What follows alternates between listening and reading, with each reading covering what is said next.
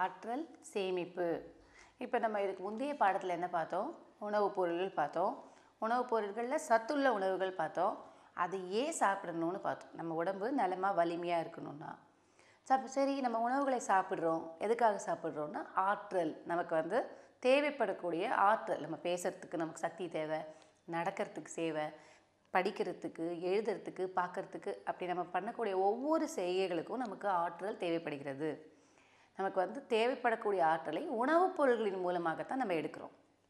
அப்போ அதே போல் அதை பற்றிய ஒரு பாடம் தான் ஆற்றல் சேமிப்பு. முதல்ல படிக்கலாம். கீர்த்தனா பள்ளி முடிந்து வீட்டிற்கு வரும்பொழுது மிகவும் களைப்பாய் இருந்தாள். தன் புத்தகப் பையை வைத்துவிட்டு அப்படியே படுத்துவிட்டாள். அவள் அம்மா துணி துவைத்து கொண்டிருந்தாள். தனக்கு உதவ வரும்படி கீர்த்தனாவை அழைத்தாள் அம்மா. அம்மா, என்னால் முடியாது. இன்று வெகுநேரம் விளையாடிவிட்டேன். ஆகையால் எனக்கு பசியாக இருக்கிறது என்றாள் கீர்த்தனா. அவள் அம்மா அவளுக்கு பிடித்த கீரைச்சோறு கொடுத்தார்கள். மிகவும் சுவைத்து சாப்பிட்டாள். இப்பொழுது உற்சாகமாக உணர்ந்தாள். உடனே ஓடிப்போய் அம்மாவிற்கு உதவினாள். நாம் நடப்பதற்கும் ஓடுவதற்கும் எந்த வேலையை செய்வதற்கும் ஆற்றல் தேவை. நாம் உண்ணும் உணவில் இருந்து நமக்கு ஆற்றல் கிடைக்கிறது. இப்போது நம்ம சாப்பிட்ற சாப்பாட்டிலேருந்து ஆற்றல் கிடைக்கிறதுன்னு பார்க்குறோம். நமக்கு அதே போல் சில வகையான ஆற்றல் இருக்குது. இப்போது விளக்கு எரிக்கணும் அப்படின்னா அதுக்கு என்ன ஆற்றல் தேவை? சமையல் பண்ணணும் அப்படின்னா அதுக்கு என்ன வகையான ஆற்றல் தேவை? ஒரே இடத்துலேருந்து இன்னொரு இடத்துக்கு போகணுன்னா நம்ம சில வாகனங்களை உபயோகப்படுத்துகிறோம். காராக இருக்கட்டும், பஸ்ஸாக இருக்கட்டும், இல்லை எதுவாக இருக்கட்டும், அந்த வாகனங்களை போகிறதுக்கு என்ன ஆற்றல் தேவைப்படுகிறது அப்படின்றதெல்லாம் பார்க்கணும். இப்போ தாவரங்களுக்கு ஒளிச்சேர்க்கையின் மூலமாக, இப்போ தாவரங்களுடைய இலைகள்லாம் பச்சையம்ன்ற பொருள் இருக்குது.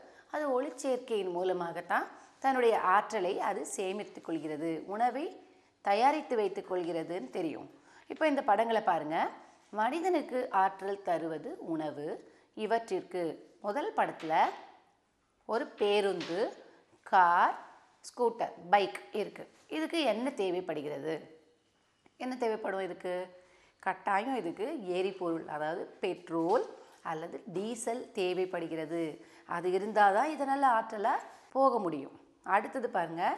விளக்கு, பல்ப், மிக்சி, ஃபேன், கிரைண்டர், இதே போல் அரைப்பானெல்லாம் நம்ம பயன்படுத்தலைன்னா அதுக்கு என்ன தேவை? மின்சாரம். கரண்ட்டே இல்லைன்னு சொன்னால் இதெல்லாம் ஒன்றுமே வேலை செய்யாது. எனவே இதற்கு ஆற்றல் தரக்கூடிய ஒரு பொருள் மின்சாரம். அடுத்தது ஒரு விறகு அடுப்பு கொடுத்துருக்கு. அந்த அடுப்புக்கு தேவையானது, இதுக்கு கரண்ட்டு வேண்டாம், இதுக்கு எரிபொருள் வேண்டாம், ஆனால் என்ன தேவை? விறகு தேவைப்படுகிறது. நாலாவதாக ஒரு படம் இருக்குது. அதில் ஒரு அடுப்பு, மண்ணெண்ணெய் அடுப்பு. அதற்கு தேவைப்படுவது மண்ணெண்ணெய் என்ற எரிபொருள். கடைசியாக இருக்கக்கூடியது அடுப்பு. அதற்கு எரிவாயு. சிலிண்டர்லேருந்து நம்ம எரிவாயு எடுத்தால் தான் இந்த கேஸில் சமைக்க முடியும். எனவே இது எல்லாம் நம்ம இந்த பக்கத்தில் எழுதிக்கணும். அடுத்தது மின் ஆற்றல். மின்சாரம் வேணும்னு பார்த்தோம் இல்லையா? ரேடியோவுக்கு இருக்கட்டும், விளக்குக்கு இருக்கட்டும், ஒரு கிரைண்டர் அரைக்க, மிக்ஸி அரைக்க, எல்லாத்துக்கும் மின் ஆற்றல் தேவைப்படுகிறது. மின்சாரம் வேணும். அப்போ அந்த மின்சாரம் எங்கேருந்து கிடைக்குது? மின் ஆற்றல் நமக்கு கிடைச்சாதான் அதை நம்ம உபயோகப்படுத்த முடியும். அதை பற்றிய பகுதி தான் மின் ஆற்றல். பாருங்கள். மின் ஆற்றல் நீர் மின் நிலையங்கள், அணு மின் நிலையங்கள், அனல் மின் நிலையங்கள், காற்றாலை மின் நிலையங்கள் மூலமாக மின் ஆற்றல் உற்பத்தி செய்யப்படுகிறது. பாருங்கள், அந்த படத்தில் இருக்குது நீர் மின் நிலையம். இதே போல் டேம் கட்டி அந்த தண்ணியிலேருந்து வரக்கூடிய அதுலேருந்து மின் ஆற்றல் நமக்கு கிடைக்கிறது. அணு மின் நிலையம் அடுத்தது கல்பாக்கமில் இருக்குது இல்லையா? அதுக்கு அடுத்தது அனல் மின் நிலையம். இந்த மூன்றின் வழியாகத்தான் நமக்கு, அதுக்கப்புறம் காற்றாலை மூலமாக, இந்த 4 வழிகளில் தான் நமக்கு மின்னாற்றலை நாம் பெறுகிறோம். சரி, இப்போ ஆற்றல் மூலங்கள் அப்படின்னா என்னன்னு பார்க்குறோம். கீர்த்தனா தன் அப்பாவுடன் 2 சக்கர வாகனத்தில் கடைக்கு சென்றாள்.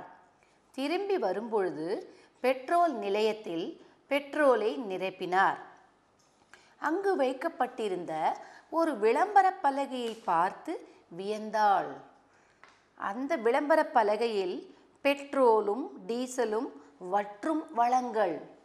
பெட்ரோல் மற்றும் டீசலை உங்கள் குழந்தைகளுக்காக சேமித்து வையுங்கள். உங்கள் ஸ்கூட்டர், கார் முதலியவற்றை தற்காலிகமாக நிறுத்தும் எல்லா நேரங்களிலும் என்ஜினை அணைத்து விடுங்கள்.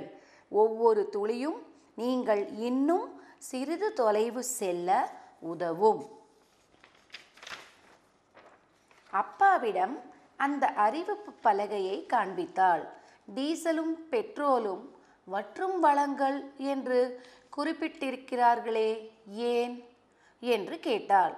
பூமியில் சில இடங்களில் மிக ஆழத்திலிருந்து பெட்ரோல் குறிப்பிட்ட அளவுதான் கிடைக்கிறது என்றும் இவை விரைவில் தீர்ந்துவிடும் என்றும் விளக்கினார். ஆகவே அவசிய தேவைகளுக்கு மட்டும் வாகனங்களை பயன்படுத்த வேண்டும் என்று அறிவுறுத்தினார். இப்போ நம்ம இதை பார்க்குறோம். அவங்க அப்பா சொல்கிறாரு, 2 பேரும் பெட்ரோல் போடுறதுக்கு போகிறாங்க. போய்கிட்டே இருக்கும்போது அங்கே ஒரு இடத்துல ஒரு விளம்பர பலகை இருக்குது. அதில் என்ன போட்டிருக்கு? உங்கள் குழந்தைகளுக்காக பெட்ரோல் டீசலை சேமியுங்கள்.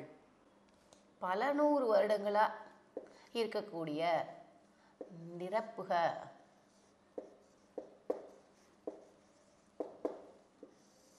பல 100 வருஷமாக பூமி அடியில் இருக்கக்கூடியது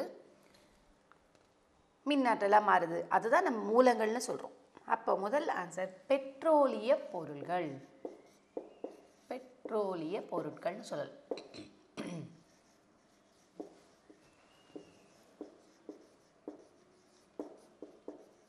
ஒன்று பெட்ரோலிய பொருட்கள்.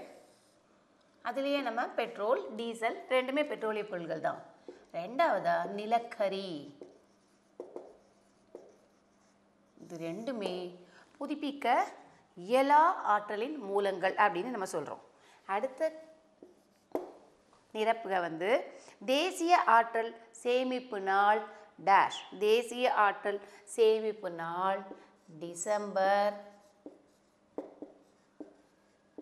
14. டிசம்பர் 14 அப்போதான் தேசிய ஆற்றல் சேமிப்பு நாள். தாவரங்கள் உணவு தயாரிக்க டேஷ் ஆற்றலை எடுத்துக்கொள்கின்றன. அப்போ தாவரங்கள் உணவு தயாரிக்கணும் அப்படின்னா என்ன ஆற்றலை எடுத்துக்குது? மின்னாற்றலா காற்றாற்றலா வரும்போது என்ன வரும்? சூரிய ஆற்றலை. இதுதான் சரியான விடை. சூரிய ஆற்றலை அங்கே இருக்கு பாருங்க. அப்போது தாவரங்கள் உணவு தயாரிக்க சூரிய ஆற்றலை எடுத்துக்கொள்கின்றன. 4வது சூரிய ஆற்றலை பயன்படுத்தி டேஷ் மின் ஆற்றலை தயாரிக்கின்றன அப்படின்னு சொல்கிறோம். சூரிய ஆற்றலை பயன்படுத்தி டேஷ் மின் ஆற்றலை தயாரிக்கின்றன அப்படின்னு வரும்போது எது மின்னாற்றலாக தயாரிக்குது? சூரிய ஆற்றலை பயன்படுத்தி வரும்போது மின் ஆற்றலை தயாரிக்கின்றன வராது. அதனால் அந்த மின் ஆற்றலைன்றதை அடிச்சிட்டு அங்கே உணவு தயாரிக்கின்றன நம்ம மாற்றணும். சூரிய ஆற்றலை பயன்படுத்தி ஒளிச்சேர்க்கையின் மூலம், ஒளிச்சேர்க்கை அதுதான் இதோடைய டேஷ். ஒளிச்சேர்க்கையின் மூலம் உணவு, அதை மட்டும் எழுதிக்கோங்க, உணவு தயாரிக்கின்றன அங்கே இருக்கு. அடுத்தது பெட்ரோல் உருவாக டேஷ் ஆண்டுகள் ஆகின்றன. எவ்வளவு ஆண்டுகள் ஆகுது? 1, 2, 10, 100 இல்லை. பெட்ரோல் உருவாக என்ன பதில்? பல கோடி ஆண்டுகள் ஆகும். அதனால தான் இப்போ இருக்கக்கூடிய பெட்ரோலிய பொருள்களை கவனமாக நம்ம பயன்படுத்த வேண்டும். திரும்பியும் இதே போல் நமக்கு வளங்கள் கிடைக்க பல 100 வருஷங்கள் நம்ம காத்திருக்கணும்.